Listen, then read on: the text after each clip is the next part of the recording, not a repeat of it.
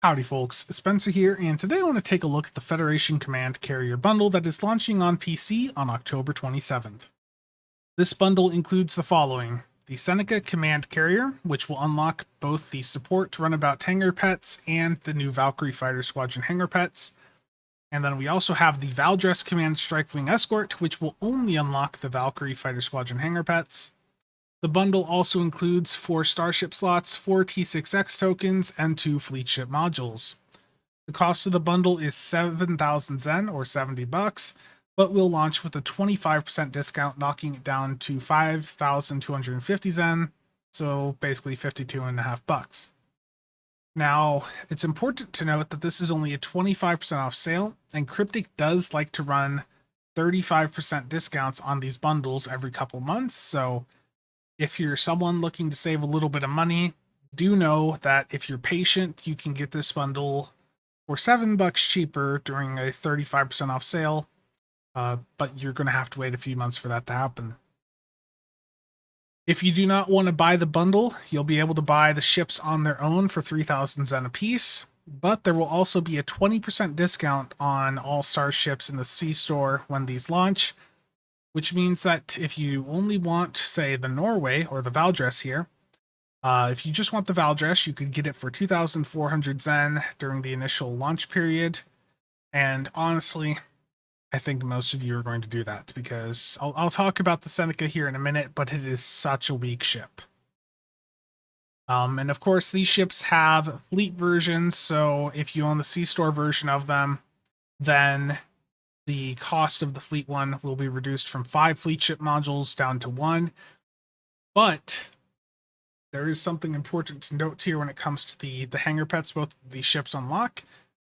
The fleet versions of these ships, according to the blog here, do unlock the hangar pets.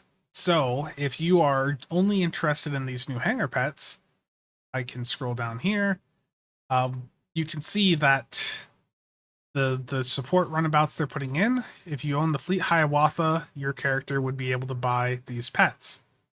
And likewise with the Valkyrie Fighter Squadron here, if you own either the fleet Hiawatha or the fleet Norway, you will have access to those pets on the character you own that fleet ship on. So if you want these pets on multiple characters, then getting the C-Store version would be wise, but if you only want these pets on a single character and you don't care about anything else, you can just get one of the fleet versions of these ships and you'll be set. So now let's take a look at the Senneca. So the Senneca is a 3-3 science carrier. I talked about these ships a little bit last week, so I'm not going to spend a ton of time on every last stat of them. So 3-3 science carrier, 2 hangar bays, but no secondary deflector. The bridge officer seats are Lieutenant Commander Tactical, Commander Engineer, Lieutenant Commander Engineer, Ensign Science, Commander Science with Command, and a Lieutenant Universal with Miracle Worker. So it's an okay bridge officer setup. It's not anything really that spectacular. There is a science ship already in the C-Store that has, a Command Miracle Worker bridge officer combo like this, and that is the Terran Trailblazer. And the Terran Trailblazer, I'll tell you right now, is a much better ship. Like, the Terran Trailblazer doesn't have 2 hangar bays. It doesn't have a single hangar bay, actually. But it is still a ship that has a much higher performance potential because it has a secondary deflector.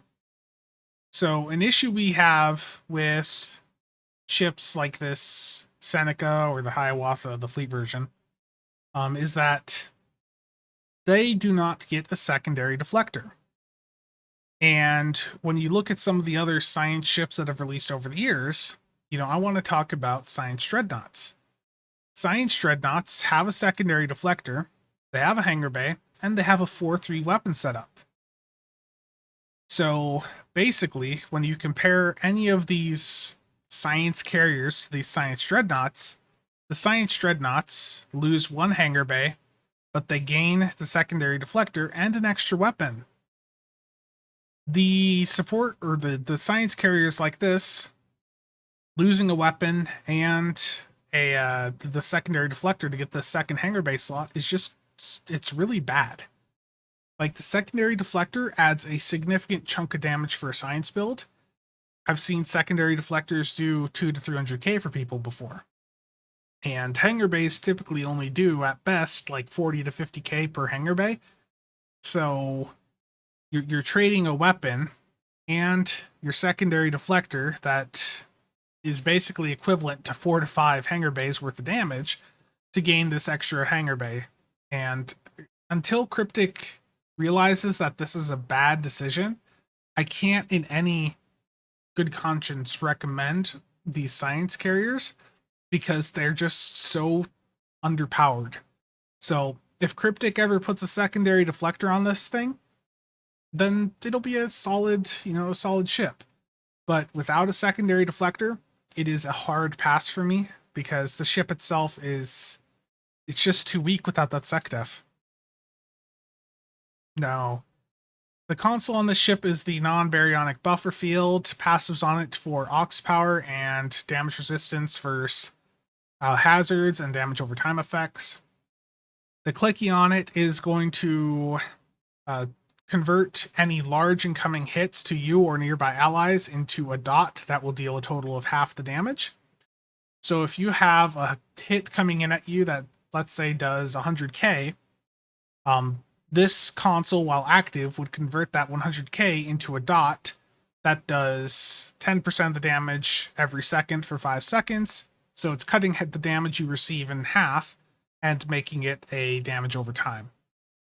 So that could be potentially useful in some really niche scenarios, but this is not in any way a must-have console for tanking. And the trait from this is honestly a bit of a joke. The trait from the Senneca is a bit rough because it's basically a copy and paste of a trait that we got 2 years ago with the support carriers. And the trait off the support carriers was relaunch and repair. And you'll notice the first thing on both of these is the exact same. When you launch Hangar Pets, you get a 5% recharge reduction for captain abilities. The exact same on both of these traits. The difference is that this new Senneca one gives you cooldown reduction for command bridge officer abilities. And the support carriers gave you, instead of giving you cooldown reduction, they gave you whole regen to yourself and carrier pets. So the issue with the Senneca trait here is that if your build is any good at all, you already have cooldown reduction on your build for bridge officer abilities. So this command stuff here is completely worthless. Like this is worthless, okay? If your build is any good at all, you already have cooldown reduction for this command stuff. The support carrier trait from 2 years ago is going to be more beneficial for those of you that are actually running a carrier and trying to get some boost because it's going to heal your pets. So it's going to keep them alive and it's also going to give you a heal. It's not the biggest heal in the world, but, it's a heal. Which is more useful than cooldown reduction for something you already should have cooldown reduction for. Now the pets from the Senneca here that support runabouts. These can be used on any ship with a hangar bay. And as I said before, they're unlocked by owning the C-Store or fleet version of the ship. The weapons on them are 360-degree phaser beam arrays and fore and aft micro quantum torpedoes. These pets only have one ability on them, and the ability will scale up depending on the rarity of the pet you have. So if you have the fleet version, you're going to get rank 3, the dill one be rank 2, and then the rare version that comes with the ship would be rank 1. And this is nanite repair payload, which is a heal, but it's not that spectacular from what I remember. Now, the issue with these support runabouts is going back to that support carrier I was just looking at. The pets that come with these support carriers are these support frigates, and there's a couple different versions of them from this bundle, but they have a lot more going for them. Of course, they're frigates, so you don't have as many out, but look at all the abilities they have on them. Like they have Scattering Field, Fire at Will, Polarized Hull, Viral Matrix, Transfer Shield Strength. There's a lot going on with these support frigates compared to these new support runabouts. So I don't think these pets look particularly good. And honestly, I just think overall that the Senneca, it just doesn't look good, especially being that they don't want to put the secondary deflectors on these carriers. It just doesn't really make them very viable for end game content compared to other options. Now, the Valdres Command Strike Wing Escort, I actually think that this is a fairly solid ship. For those of you looking to do a decent energy weapon build, but this ship is not going to be that great for torpedoes. So we have a 5-2 weapon setup. Ideally for torpedoes, you only need 4 forward weapons. The more aft weapons you have, then the better, because you'd want to spam mines out. But the other thing that cripples this as a torpedo platform is the bridge officer setup. So you've got a Lieutenant Tactical, Commander Tactical with Command, Lieutenant Engineering, Lieutenant Commander Science, and Lieutenant Universal with Intel. If you're setting this up as a torp build, you are going to be running Concentrate Firepower 3 in the Lieutenant Commander slot on this Commander Tac with Command. That means that you cannot run High Yield 3. And if you're trying to use mines with this, you're only going to have room for 2 mines, and at best a dispersal pattern beta 1, because you would also want to be running Call Emergency Artillery 3. So I don't see this ship as being very viable for a torpedo platform, but what it will be good for is energy weapons. I think this will be a very good ship for like Cannon Scatter Volley, Fire at Will, Beam Overload, whatever energy weapon stuff you want to do, it'll probably do fine. And really, it reminds me of like a dumbed down Delkina. So the Delkina is a lockbox ship, so of course its stats are a little bit better. It's got a better bridge officer setup, but this Norway is basically just it's like a light version of it. There's a lot of similarities between these ships here, and of course the Delkina, being Romulan, has a battle cloak. But the Norway, I think the Norway's fine. Like I think the Norway will be a good little ship, and I think it'll be a very capable platform. Is it going to be the best in the Sea Store? Probably not. I think the Lexington is really hard to beat right now for energy weapon performance. But I think this will be a solid platform. This does have a hangar bay, of course. Now the console on the Norway is the Heavy Pulse Tractor Beam. This has passives on it to boost damage from Tractor Beam, Bridge Officer abilities, and EPG skill.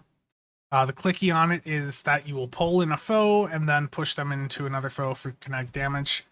I don't think this looks that good, to be honest. So the console, I think you can skip over. The Starship trait, when you activate a Tractor Beam Bridge Officer ability, it drains heavy shields from all facings of foe, and then restores light shields to all facings of yourself. And then when you activate an Energy Drain Bridge Officer ability, you reduce the kinetic damage resistance of the foe by 15 and the Drain Expertise skill by 50. This trait, none of you are going to use this for damage builds.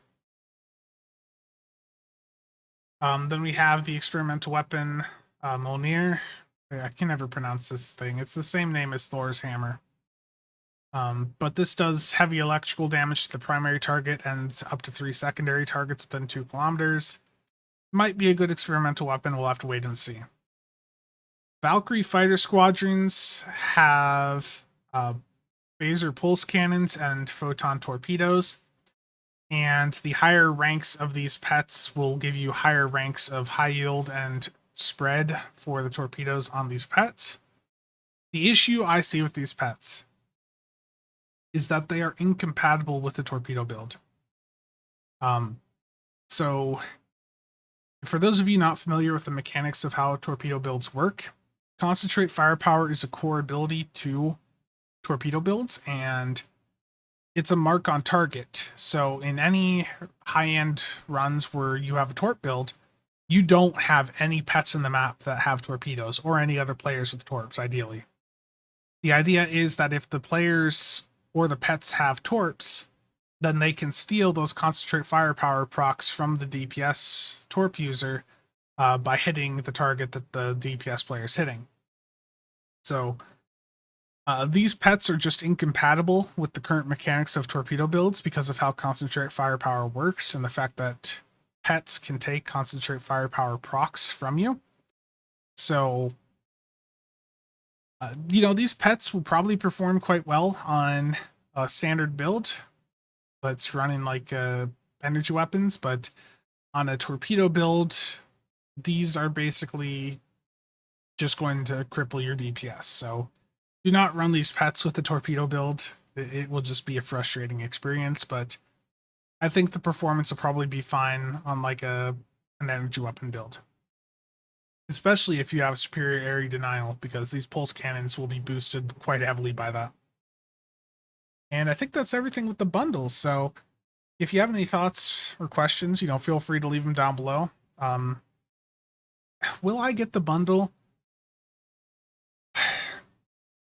I'm really leaning towards just getting the Valdres, to be honest with you, and I'm leaning towards not even getting the C-Store one now. Like, I'm thinking I might just pick up the fleet version. Like, when I look through this bundle, the Senneca's bad. No secondary deflector on these science carriers just makes these bad ships. The console and trait from it don't really look that appealing to me. The support runabouts don't look good at all. The Valdres, I think the Valdres is a cool ship, but I don't think the console has much utility for what I do. I don't think the Starship trait has much utility for what I do. The experimental weapon will probably perform quite well, but will it beat, like the Soliton Wave Impeller from the Rising Corvette? Will it beat the experimental weapon from the Shucked-In? Probably not. So I already have better experimental weapons on account unlock, especially from the Rising Corvette in the Mud Store. I've already got like the best experimental weapon in the game on account unlock, so I don't really need that. The Valkyrie fighter squadrons, like I said, are incompatible with the idea of a torpedo build. And like the ship itself, I can just grab the fleet version, completely free to play. And I get to, fly the ship around in its best form, given that the fleet one has better stats. It'll cost me more, but I'm not going to get the ship on a ton of characters, so when I initially, the very first take, I had to scrap of this video because I messed some stuff up there. And I was, I was not sure if I was going to get this bundle. But the more I sit here and look at it, the more I think that it's, for me, it's not worth it.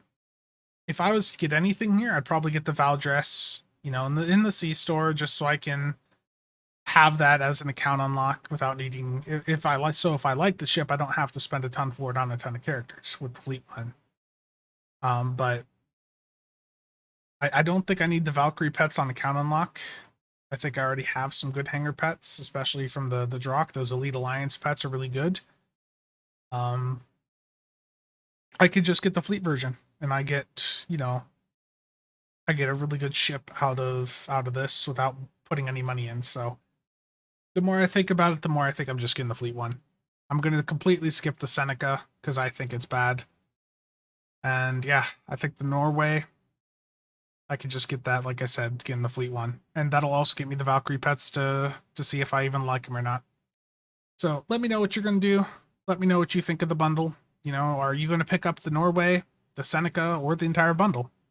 I really think that there is a good value to any of the decisions there. Even if you just go out and get the Fleet Norway, I think that's perfectly fine. But that's going to be it for this video. So again, thank you to all channel members for the continued support.